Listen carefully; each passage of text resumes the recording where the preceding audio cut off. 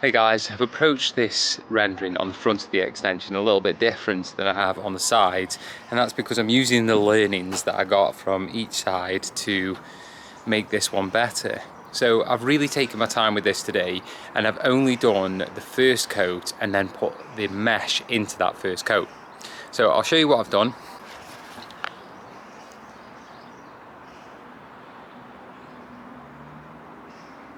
So this is the first coat, which is probably about 4mm thick, and as you can see there are bits where I haven't covered the mesh, but this is going off now. This is getting pretty hard, and that's fine. I'm going to let this go and let it get really hard, and basically come back to it another day when I've got time to finish it off, and instead of rushing it, do a really good coat over the top, really thick coat, and then use the eye bar to get it perfectly flat and get a really nice texture on it. One of the things that has taken me a really long time is to do the infill around the windows and doors. So that's probably about as good as I can get it. It's not easy stuff to work with. This Monocouche is like got a grit in it, and the grit really does make working with these small areas difficult. But I've done all around the doors, and I shouldn't have to do that again now. So it's only the front faces that I need to do. So one more good day and that will be finished. Hey guys, with a bit of luck, this is the last day of rendering that I ever have to do. And you'll see behind me that I've already done the first coat and the mesh, which earlier in this video, and at the moment it is rock hard. It's completely gone off, and you can just see tiny bits of the mesh. We're probably about 4mm on average below the bead, and I'm going to go above the bead with my next coat of Monocouche Render. So roughly I'm aiming to put on around 6 to 8mm of Monocouche Render on top of what I've already got here, and then once it's started to set, I'm going to go over it with the eye bar and scratch it back nice and level. At least that's what I've been advised to do. And to make things a little bit easier, and this is more advice that I've been given, I've got 2 buckets, 2 big ox, I think they're 25 litre buckets that I'm going to make my mixes in, rather than just doing it in one, which means that I can get it on the wall a lot quicker. And although it's full sun today, well, there's going to be a few clouds, it's still quite cold, and I'm hoping that the render doesn't set too quickly. So let's go on with it.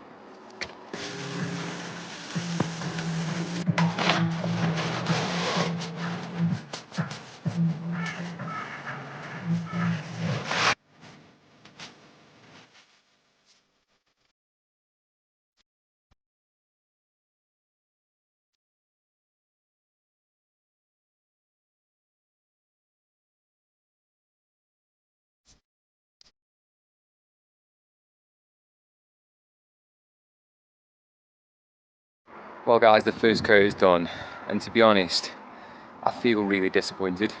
So I tried the thick and quick method, which a lot of people talked about online, essentially just getting the material on the wall as fast as possible and just seeing how it turns out. Well, and just getting it on roughly level. It doesn't matter about the lines. So as you'll see on the wall behind me, there's a lot of lines in there.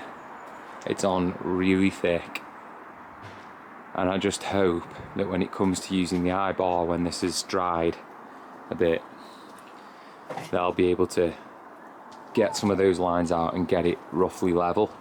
This part in particular has really hurt my feelings, let's say, because everything was going really smoothly, and then for some reason, even though it was the same mix, this part started dropping down the wall. As you can see, there's like lines where it started like moving down the wall, and then it started dropping off at the bottom. I I don't know why that was happening. And maybe I was putting it on too thick. I don't know, but let's hope it's level and I can go back and get it all scratched back nice and flat.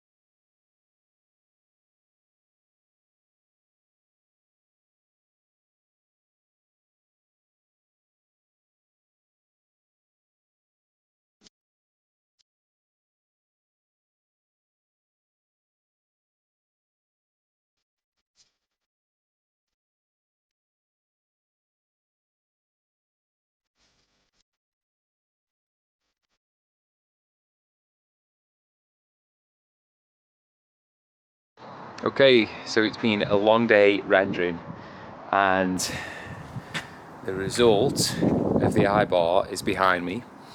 So all I've done at the moment is put the final coat on. So I've got the thickness, then I use the eye bar to level it off, and now it's perfectly level. I just need to wait until it dries a bit more before I can scratch coat it. So let me show you in a bit more detail what we're looking at. So this wall now, you can see the texture. This is what's created from using the eye bar, and that wall is perfectly level. It's perfectly plumb and level. So it's the same across the bottom and up the middle and across there and across this big stretch of wall here.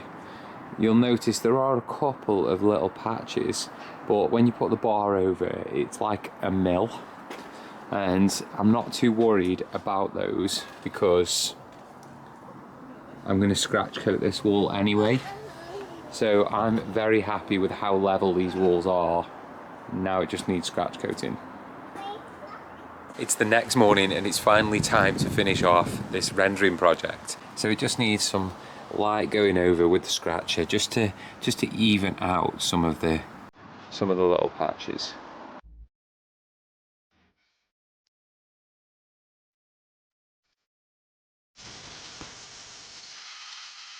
And that's it for the final part of my render series. Honestly, it's been one hell of a journey. It's been very, very difficult. So if you're a DIYer and you're thinking about rendering your extension with Weber Monocouche Render, then maybe you want to think twice before you attempt this. The finished article is behind me and it's looking pretty good. There are a couple of mistakes that I wish I would have been able to fix, but I'm learning that this is a DIY project at the end of the day, and you know what? I'm pretty satisfied with it. Make sure that you like and subscribe because I've got so many more projects coming up. I've got to do the inside of the extension next, which is going to be one huge project, and I'm going to show every single detail and you can follow along with me.